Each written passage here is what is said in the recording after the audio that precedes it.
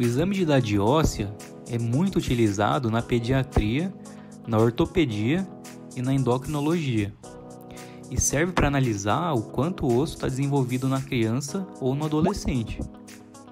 Para isso, o paciente vai passar por um exame de raio-x e o médico analisa então as estruturas da mão e do punho do paciente. Não é um exame invasivo, não causa nenhuma dor e pode ser feito de graça pelo SUS. Nesse exame, o médico consegue definir uma idade para os ossos da criança a partir da análise do raio-x e compara essa idade dos ossos que foi encontrada com a idade real, ou seja, a idade cronológica da criança. Por isso, então, esse exame serve para avaliar o quanto a criança ainda pode crescer. E no caso do exame estar alterado, o médico também pode investigar outros problemas de saúde relacionados ao crescimento, como por exemplo, problemas de tireoide, obesidade, entre outros.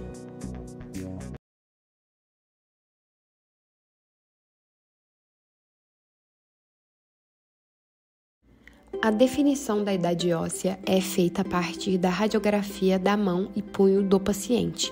Esse exame de raio-x não demanda preparo prévio, mas no momento do exame é necessário não estar usando acessórios ou outros objetos que possam sobrepor as imagens dos ossos e atrapalhar sua avaliação. O lado esquerdo é comumente mais usado, e um dos motivos para isso é que a maior parte da população é destra. Consequentemente, a parte óssea do lado esquerdo está menos sujeita a lesões e a agressões. Existem muitos métodos utilizados, mas os mais difundidos são os de Greulich-Pyle, GP, e de Tanner-Whitehouse, TW.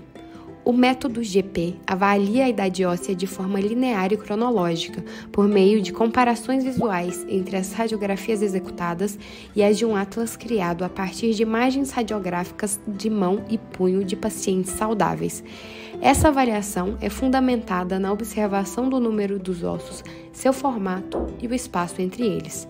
Já o método TW, que é mais preciso que o GP, analisa os 20 ossos da mão e punho, atribuindo notas específicas a cada um de acordo com seu estágio de maturação. Então, a idade óssea pode ser estimada comparando o somatório dessas notas com tabelas definidas em valores representativos e especificados para cada idade e sexo. Além dos métodos tradicionais, atualmente já existem alternativas automatizadas e digitais que realizam as análises por meio de softwares que fazem esse cálculo de maneira mais rápida, sem que a percepção e subjetividade do indivíduo avaliador interfiram no resultado do laudo. No entanto, isso ainda não é amplamente aplicado.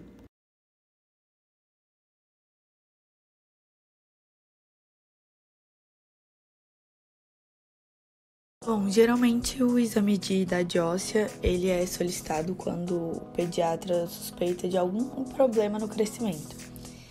Então, essa avaliação da idade óssea vai checar quanto tempo a criança tem de crescimento pela frente e se o amadurecimento corporal está avançado ou atrasado em relação à sua idade cronológica, né? Se tem uma diferença, se existe uma diferença de 1 ano e meio, 2 anos, para menos em relação à idade cronológica, a gente considera que a idade óssea dessa criança está atrasada. Então, isso significa, né, que a puberdade pode começar mais tarde do que o padrão e, consequentemente, o estirão pode ser mais tardio. Esse quadro pode ter uma relação com deficiência no hormônio de crescimento, né, o GH, hipotireoidismo, ou padrão familiar de crescimento também e desenvolvimento puberal, por exemplo, né. Quando a idade óssea está avançada, a criança tem menos tempo de crescimento pela frente. Além da questão genética que envolve o crescimento, a causa também pode estar relacionada com obesidade, puberdade precoce, hiperplasia adrenal congênita, hipertireoidismo e às vezes até uso crônico de glicocorticoide em alta dose. A idade óssea atrasada está assim, na maior parte das vezes, relacionada, né, com alguma questão do hormônio de crescimento mesmo, do GH. Mas, né, outras situações, como a gente viu, também podem prejudicar. A idade óssea, né, atrasada também pode ter relação com síndrome de Cushing e também doença de Addison.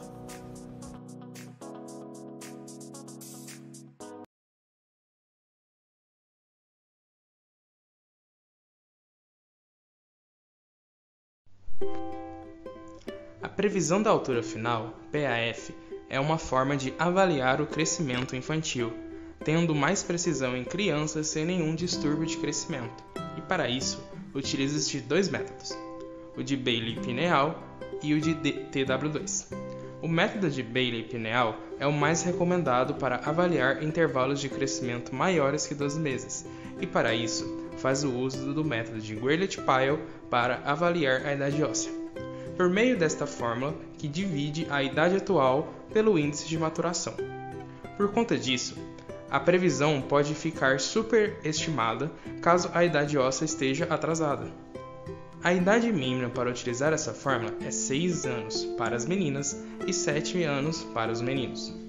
O método de TW2, por sua vez, consegue avaliar sequencialmente períodos menores que 12 meses, por meio da idade óssea dos índices de maturação de 12 centros de ossificação ou ROS, rádio, ulna, metacarpo e falanges proximais médias e distais do primeiro, segundo e quinto dedos da mão esquerda. Esse método também utiliza a variação da altura em relação à idade óssea por meio do método ROS, além da idade da menarca no caso das meninas. Possui uma boa previsão tanto para crianças com crescimento normal quanto para crianças com hiper ou hipofunção endócrina, apesar de ser mais demorado e superestimar a previsão em casos de puberdade precoce. O pediatra pode também fazer o uso da idade óssea como um método auxiliar para casos de distúrbios do crescimento e da puberdade, acompanhada de uma avaliação da curva do crescimento e da evolução clínica do paciente.